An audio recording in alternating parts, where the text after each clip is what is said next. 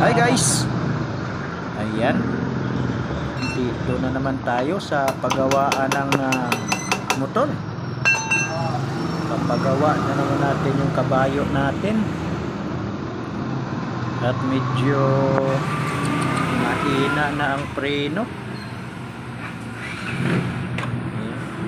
Papalit na naman tayo ng brake pad. Ayan, kailangan na natin magpalit na naman kay mahina na yung preno. Mahirap talaga pag yung preno mo at sablay-sablay. Kaya mas maganda ng palitan na natin ng panibago para komportable yung takbo natin. Ating takbo ng 100 kph. Kailangan preno natin taktik para magandang preno. Ayan.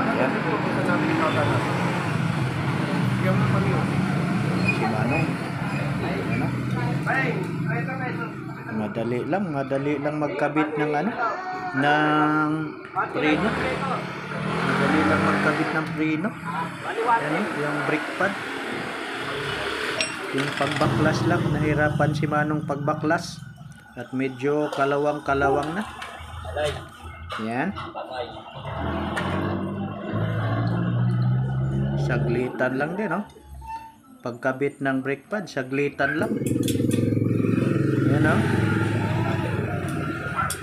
Yan, yung brake pad, saglitan lang pagkabit ni Manong. Ayan, ganyan lang kabilis. Ganyan lang kabilis ang pagkabit ni Manong ng brake pad. Ayan.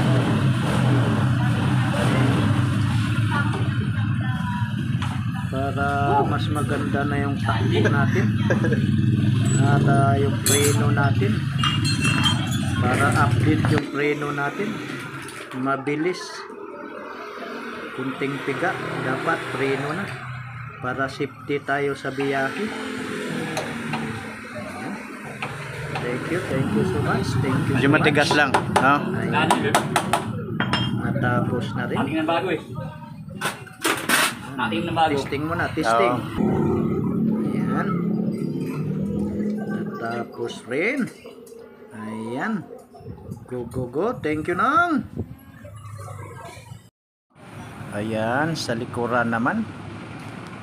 At yung ating preno, ganun pa rin yung preno natin sa likuran.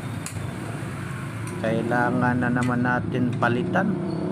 At medyo mahina na rin yung kapit. Palit na naman tayo ng brake shoe. Ayan, kasi brake shoe yan sa sa likuran. Hindi yan siya disc brake. Ayan. At saka napansin na rin ni Manong yung gulong ko at medyo maluwag na. Kaya pansin ko rin nung tumatakbo ako, medyo maingay na yung bearing pala. Kailangan pala palitan ng bearing. Ayan, nung binaklas na niya, kita na yung mga bearing na medyo nagluwaga na. Kaya in-advise na ako na palitan na ng bearing. At yun na nga, bearing nga talaga ang sira. Tatlong bearing yung kailangan palitan. At saka na rin brake shoe na rin kasi mahina na rin ang kapit ng preno. Ayan, pinagtatanggal niya yung mga sira na mga bearing. Ayan, ayun nakuha ko yung brake shoe at saka dalawang bearing. Yung isang bearing binili ko pa doon sa sa labas kay wala silang stock. Ayan, yung naikabit na ni Manong. Mabilis ang kabitan din ni Manong ng bearing. Kaya yan o. Talagang kinabit na rin agad. Ayan o. Ganun lang din. Mabilis ang gawa lang din ni Manong. Saglitan lang baklas. Basta marunong lang. Ayan. Thank you so much. Thank you so much, Nong, sa paggawa ng aking kabayo. At kondisyon na naman ito. Thank you.